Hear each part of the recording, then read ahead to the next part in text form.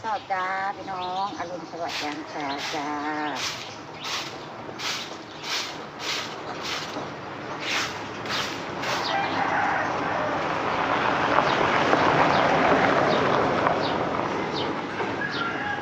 สบายดีทุกคนเด้อพี่น้องเด้อสบายดีตอนเช้าจ้าเสาร์วันเสาร์จ้าวันเสาร์เมื่อนี้พ่อไม่ได้ไปตลาดนัดพี่น้องเพราะว่าย่านอันแม่ค้าชาวค้าคนเดินมาลงตลาดเนาะไม่มีหมอลำเรื่องเกินย่านเป็นเบิ่งหมอลำก็เลยบ่ได้ไปมื้อนี้รอบไปบ้านเกศ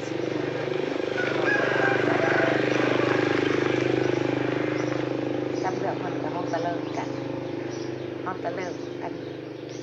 สุไปเบิ่งหมอลำกับเพิ่นกลับมาแซวๆพี่น้องอากาศหนาวอากาศเย็น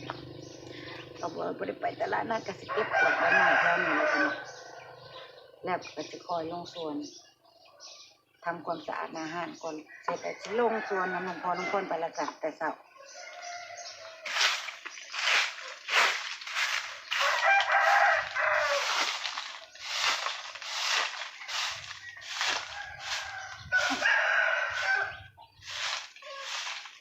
ช่วงนี้ใบไม้ร่นเนาะพี่น้องโอ้ย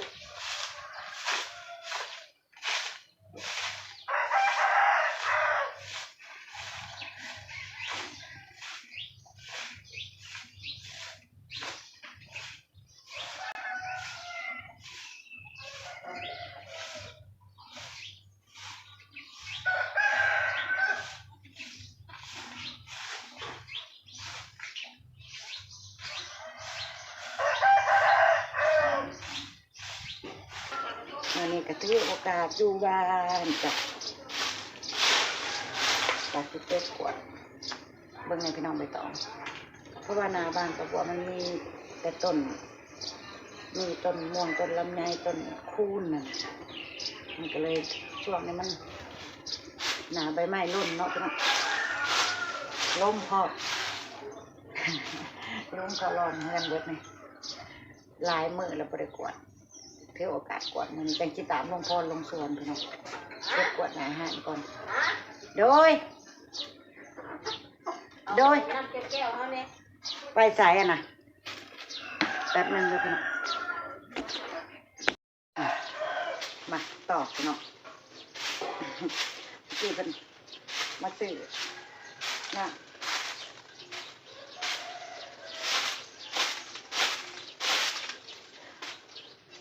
พี่น้องเป็นจังได้มวนกันบ่เฉลิมฉลองปีใหม่เนี่ยแต่ละหม่องแต่ละที่ก็คือสิจบลงเลยเนาะการเฉลิมฉลองปีใหม่เป็นจังไดแต่ละหม่องแต่ละที่ม่วนกันบ่พี่น้อง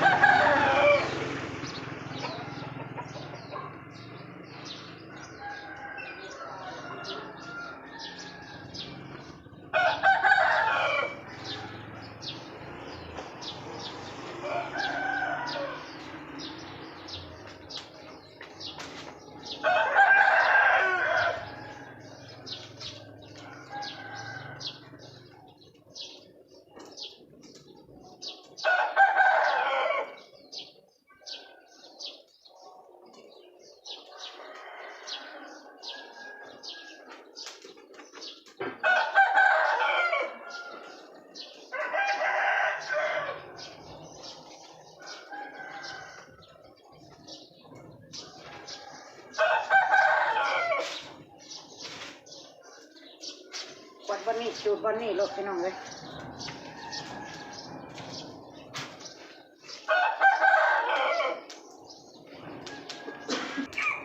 ต้องคุ้มเพิ่นก่อนยันเพิ่นปิว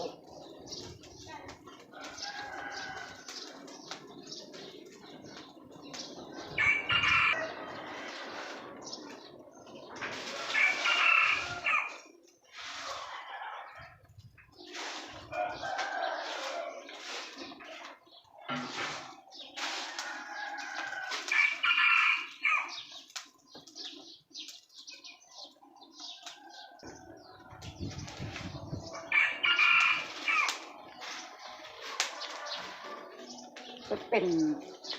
ใบตองแห้งเนาะพี่น้องเพื่อค่อนข้างสิไว้เนี่ยว่าเปิดกระจบสำเร็จแล้วพี่น้องก็สิตามลงพรลงสวนก่อนลงไปซ่องเบิ้งพักที่ประบัวบ่งไว้เมื่อวานนี่เนาะเสร็จจากสวนจากนั้นก็จะกินข้าวเช้าก็จะให้ลุงพรพาไปเอาขนมพี่น้องเตรียมเครื่องดื่มเตรียมขนมไว้มื้ออื่นลุงพรเปิดสนามมวยให้ไก่เรามื้ออื่นวันอาทิตย์เปลี่ยนแล้วเปลี่ยนจากวันพฤหัสมาเป็นวันอาทิตย์แล้วพี่น้องส่วนน้องบอยกระโทรมาบอกแม่แล้วเมื่อคืนถึงที่ทำงานเป็นทีเรียบร้อยพี่น้องก็โล่งใจไปเปาะหนึ่งแล้วหัวลูกถึงที่ไม้อย่างปลอดภัยกับหัวไม่มาคันยังตอนนี้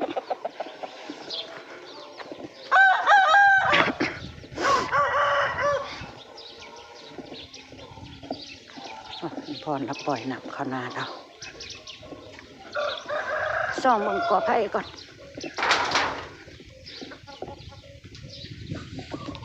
ลายมือเลยได้ตั้งแต่ปีใหม่มาก็บ่ได้มาแถวนี้ไกลไปไกลมาก็บ่ได้โอ้ยแนงหน่อไม้ออกเลยพี่น้อง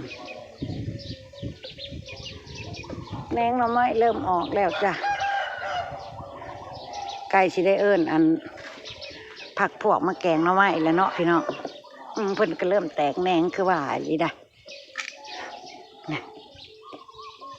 เริ่มแตกแหนงเนาะตุกปุกปิกปิกไปเลยพี่น้องเริ่มมีแหนงมียังออกแล้วพอเพิ่นได้ซุ่มลงพรกะว่างๆแล้วก็นำเขาหายเนาะแหนงหน่อไม้ประบัวพี่น้องเริ่มมีแล้วได้พี่น้องเริ่มสิพ่อฮักแกงได้แล้วได้เริ่มเห็นแล้วเริ่มเห็นตะเปาะตะแปะขึ้นมาเลยเนาะนั่นลงมาทุ่งเลยเย็นบ่อยๆค่ะพี่น้องเอ้ยข้าวโพดลุงพรก็เริ่มเห็นเป็นต้นข้าวโพดแล้วนะพี่น้องนี่ประบัวใช้เบิ้งแต่ว่าเพิ่นบุคอยอยากจะนั่งไปได้เนาะนี่อันนี้คือข้าวโพดลุงพรจ้าเริ่มมองเห็นแล้วนี่พี่น้องนี่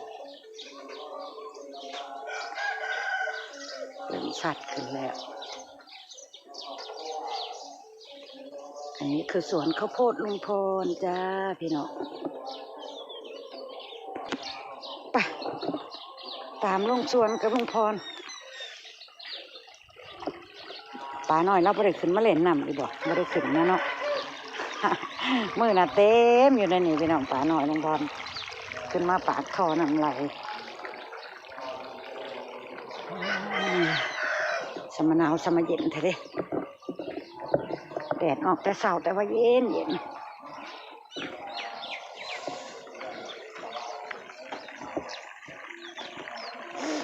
วันเราออกขี้งัวใส่หน้าเขาเรา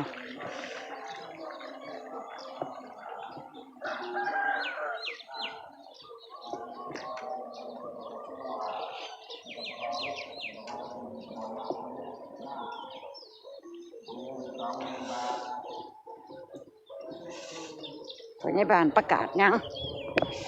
พยาบาลประกาศเฮ็ดยังอีกล่ะอ๋อประกาศอันรายชื่อผู้บริจาคอันถมดินวัด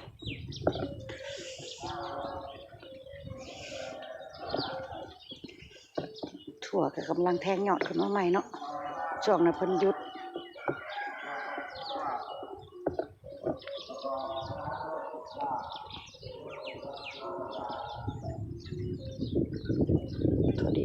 งามพี่น้องโทรได้ส่งละโอ้ยหนาวเด้โอ้ยลมมาถือลมอยู่กลางทุ่งเลยสั้นปุ๊บขับมานี่ฮดอีกยังอีล่ะหยอดใบเหลืองจะหลอดอยู่นี่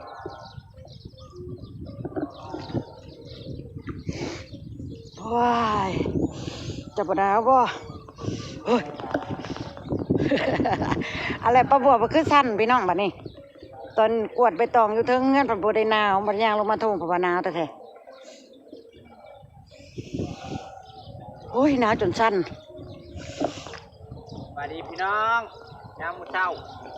เล่นน้ำแต่เศร้าลุงพรพี่น้องลุงพรเล่นน้ำแต่เศร้าขนาดโอ้ยอ้าวสั้นปุ๊บค่ะบัดนี้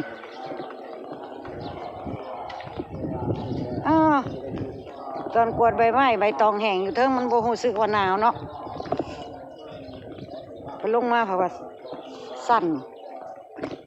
คืออากาศเย็นแห้งอีนี้นี่โอ้ยเย็นพี่น้องเย็นโอ้ยอยู่ป้าเบิ่งแน่พี่น้องพักงามคืนงามวันอีนี้รอบานนี่โอ้ยพี่น้องเห็นน้ำบ่งามแท้งามบ่าไอ้บ่งามก็คืออันนี้แหละนี่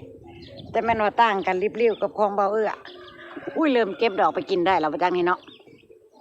เพราะว่ามักกินดอกเพิ่นได้พี่น้องนี่ผักกาดซ้อมนี่ยังบ่ทันมีอันเมนูต่ำพี่น้องนี่แลดิสนี่ให้ป้าบัวมีเมนูต่ำก่อนป้าบัวสิมาเอาไปซิมง่ายไว้รีหัวเพิ่นนะเบิ่งแน่ตอนป้าบัวอัปเดตให้พี่น้องเบิ่งนะบ่ได้เห็นลายป่านนี้ได้ป่านนี้พี่น้องเบิ่งแน่หัวแลดิสป้าบัวปาดเต็มอยู่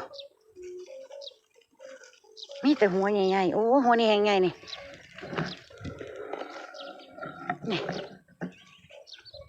ออกหัวกันเต็มเลยพี่น้องโพดินขึ้นมาเห็นเต็มเลยผู้ให้มีเมนูต่ำก่อนเด้อป้าบัวจะมาเอาไปซิมเบิ่งเริ่มซิมได้แล้วแหละคือเย็นเด้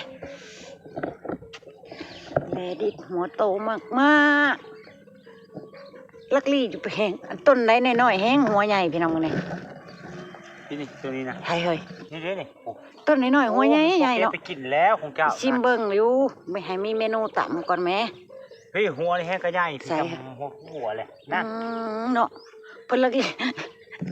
ตั้งไหนบัดต้นใหญ่บ่ทันได้เป็นหัวได้พี่น้องบัดต้นน้อยๆเป็นอยู่นี่หัวบ่ใหญ่ต้นน้อยหัวบ่ใหญ่คือต้นน้อยเนาะนี่ต้นผู้น้อยเดี๋ยวพวกนี้หัวป๋อจิ๊บโตเฮ้ยจ้ะผาแดง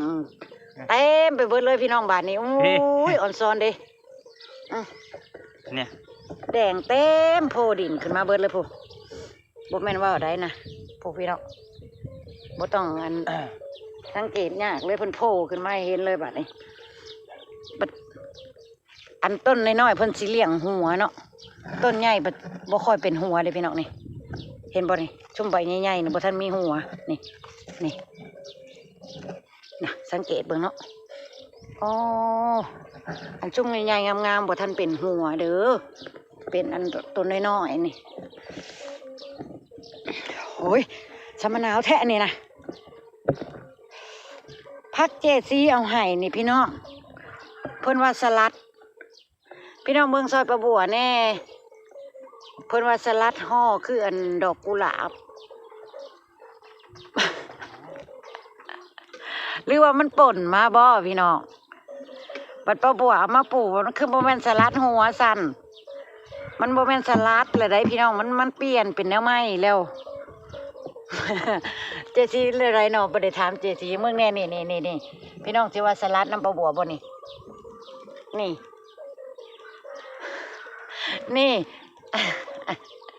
มันคือพังอีหยังล่ะพี่น้องกันว่าผักกาดจ้อนผักกาดซ้อมผัดใบผัดเป็นแล้วนี่ปลาบัวบ่เคยเห็นพี่น้องนี่ตัวเพิ่นบ่ทันได้ออกดอกเพราะก็จะเป็นลักษณะนี้ งามพี่น้องงามงามไว้ขนาดนี่ต้นน้อยๆเจซีให้มานะนี่มาปลูกนี่งามอีหลีงามไว้ขนาดแต่ว่าคือออกดอกแล้วสันป้าบัวว่าสิรอเบิ่งหัวเป็นเจซีว่ามันสิห่อเป็นคล้ายๆดอกกุหลาบงามๆบัวเอาไปปลูกแน่เพิ่นว่าบัดป้าบัวเอามาปลูกมันบ่ห่อเป็นดอกกุหลาบให้ป้าบัวเลยเด้สันพี่น้องมันคือเป็นแล้วนี่ออกดอกมารอซอแซ่แล้วนี่พักอีหยังป้าบัวบอกป้าบัวนะพี่น้องเม่นมาเด้อนี่กวางตุ้งบ่กวางตุ้งเพิ่งจะออกดอกนั่นนี่เนาะแต่ว่าความงามเพิ่นน่ะงามแฮงงามไว้พร้อมผักกาดหินพลังผักกาดหินพลังป้าบัวพี่น้องโอ้ยว่าอย่างดีอย่างดีต้นอ่อนทานตะวันว่าแต่เพิ่นบ่ทันได้งอกขึ้นมาบัดเห็นแล้วเป็นแบบนี้ผักกาดหินพลังว้ายเนาะผิดขาดไปจอบเบิ้งพักที่ป้าบัวบ่งเมื่อวานพี่น้องไปจอบเบิ้งพักกระหล่ำดอกพรงามคืนงามวันแต่ว่าล่องเทิงที่ป้าบัวกล้าพักกล้าพักไว้บ่ได้เรื่องเด้อพี่น้องเด้อเฮิ่มน้ำโพดใส่บ่ได้สิปลาถิ่มแล้วลองนั่นสิมาบัวระบาดเอาแต่ซุ่มนี่แล้วพี่น้องเฮิ่มน้ำเกินโอ้ยติดให้ป้าบัวอยู่เด้ออันนั้นให้ป้าบัวอยู่เด้อพี่น้องยืนต้นขึ้นเท่าล้อแท้แล่อยู่ได้น้อยๆกันนี่ที่ป้าบัวเฮ็ดวานสลัดหรือว่าผักกาดหอมอะไรพี่น้องนี่ที่ป้าบัวนั่งเฮ็ดเมื่อวาน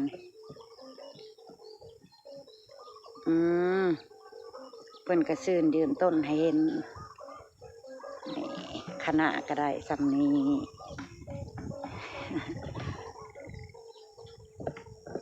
กระปลูกไปน้ำเรื่อยๆเนาะเพราะว่าอากาศยังเย็นอยู่ก็ยังมีโอกาสปลูกได้หลายอยู่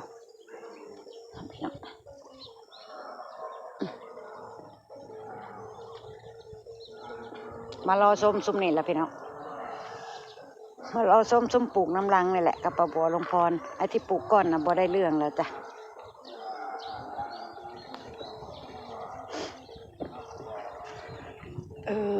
เย็นแห้ง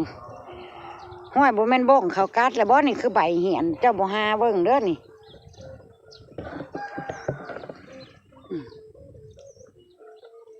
ศัตรูพืชก็หลายบ่อยากใส่ยมใส่ยาเพิ่นเพราะว่าสิกินเองแต่ก็รบกวนซะเหลือเกินเอาอิหยังมาไล่ล่ะ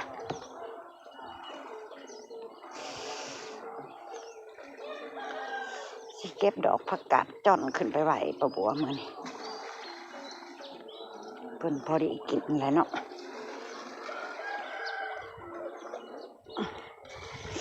แล้วกินข้าวเช้าก็จะไปหาเอาขนมพี่น้อง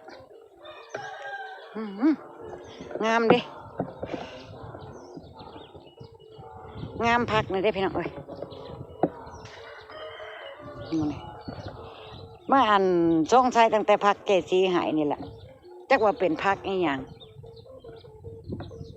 ว่าผักกาดห่อสลัดห่อว่าห่อแล้วจะออกดอกเลยคันว่าผักกาดจ่อนผัดใบคนละแนวกันกับผักกาดจ่อนที่ป้าบัวปลูกเห็นบ่ใบเพิ่นที่คนละแนวกันพี่น้องคนละอย่างกัน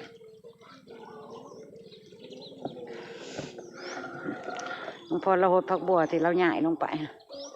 มันก็ซื่นอยู่แต่ว่าพอแล้วจะหดให้มันเปียกลาย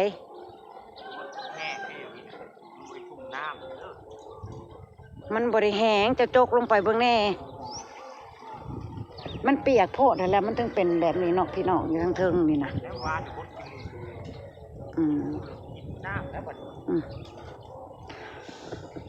โอ้ยเย็นหาเมนูตำละสิเอาแล่ดิดขึ้นไปซิมเบิ่งพี่น้อง มึงแน่หัวเพิ่นว้ายออนซอนเด้มาเด้อพี่น้องผู้ใดมากินแลดิดนี่กินได้แล้วเด้อมีแต่หัวหลอกล่อนอยู่ เลี้ยงใส่ลายมีแต่หัวแลดิดต้นน้อยๆแห่งหัวใหญ่ต้นใหญ่ๆบ่ท่านออกหัวเงึดงอหลายนี่แม่ต้นใหญ่ๆเพิ่นน่ะนะพี่น้องหัวเพิ่นยังบ่ทำโปมือต้นใดเพิ่นใหญ่ๆงามๆโอ้ยเย็นความเย็นความหนาวพักกะงามขึ้นวื้อๆแล้วเนาะอากาศเย็นๆตอนเช้าๆนั่นนี่พี่น้องเอ้ยมึงนี่ก็พ่อได้แยงเพิ่นละใดพ่อได้แยงเพิ่นละเด้อส่วนพักกับอันนี้น้ำกินหมดกินหมด ฮะหมดน้ำ โอ้ยหนาวไปพี่น้องกลับขึ้นไปเทิงห้างนี่ลงไปใจนะไม่ได้นี่ยังเข้ามันเล็กใต้น้ำไปใจเห็นจะลุกใส่โลให้มันล่างบาดนี่พืชผักนะมันล่างแล้วช่วงนั้นนะประบวกก็ลงพรยันตั้งแต่อันเพิ่นเปื่อยเพิ่นยังน้อยแล้วบอกกล้าใส่อันน้ำมากน้ำอีหยังเด้พี่น้องมันก็เลยล่างบาดนี้หูแล้วสัตว์ใส่โล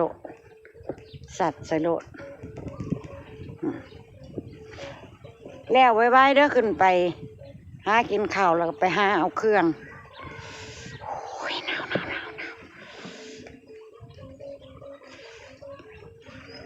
ว่าสิชวนลุงพรไปตลาดแต่ว่าเปลี่ยนแผนบ่ไปยันเป็นคือมืออันไปกับอันแม่น้องพระนะพี่น้องเป็นลุงเลียงกันดิ